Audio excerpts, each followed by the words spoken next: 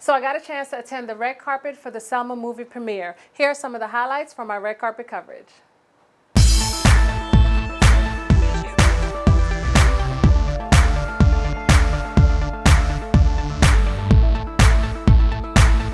This is my second film with Ava, third film with Ava, but second feature film with Ava. So it was a safe space to sort of tell this story. It was challenging, as all movies are challenging, but in a sense of the spirit of collaboration, I couldn't imagine it being better. I just felt like this is material that was very close to my heart and very dear to me. It's something I've been thinking about for many years. Wow. The period that we were attempting to capture, I feel like I'm a student of that period. So for me, it was a great internal journey. It was.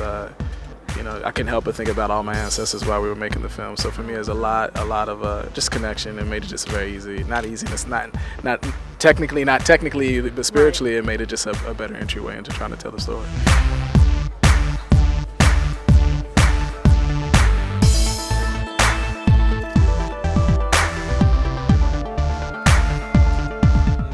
I play Amelia Platt Boynton, and she is one of the mothers of the civil rights movement. She was one of the older ladies and she's older because by the time we meet Miss Amelia in this film, she had been an activist for 30 years. She had been organizing farm workers, and she had been organizing unions and coal miners, and she had been at it for 20 years by the time we meet her in this film.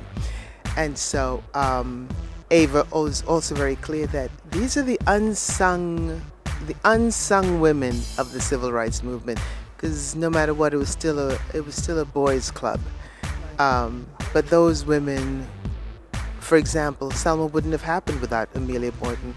Amelia Boynton and her husband wrote to Martin and said, "We have set the stage for you in Selma. We have prepared these people. They have been trained. SNCC is here, and they had been there in this community, preparing this particular community for what was about to unfold." So this was no accident. She had been working with these people. So smart lady, Miss Amelia.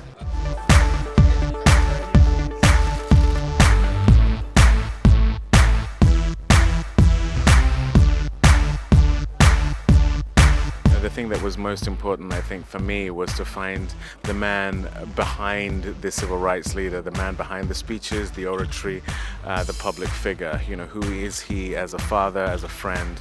And, Andrew Young helped me a lot with that, showed me a lot of unseen footage, that really helped me get there.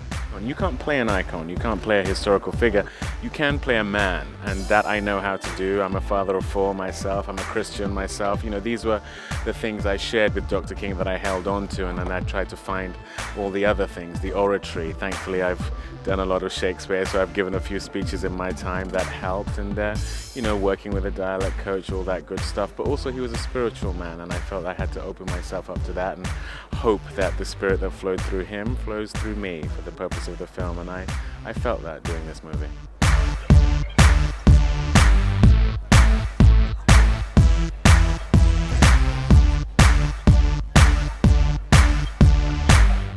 A great deal of creating a role is magic.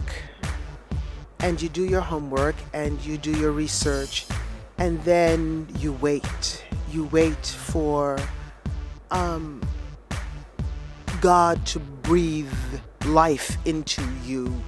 And sometimes you wait to get permission, to be granted permission from the people that you're playing, especially when you're playing historical characters or people who are still alive like I am. Miss Amelia is 103 years old and I have met her.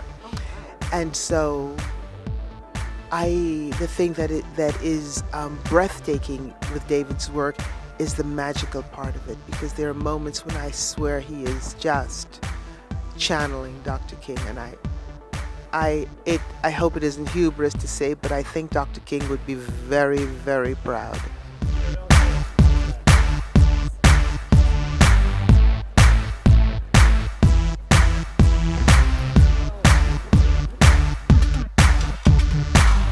Seeing the movie, I cried. I cried. It's drama, but it took me back to Selma when I first went there in 1963, and I was there in 64, marched across the bridge in 65. They had the most courageous and brave people there, just ordinary people who stood up. They really wanted to participate in the democratic process. And they won the vote when the Voting Rights Act was passed.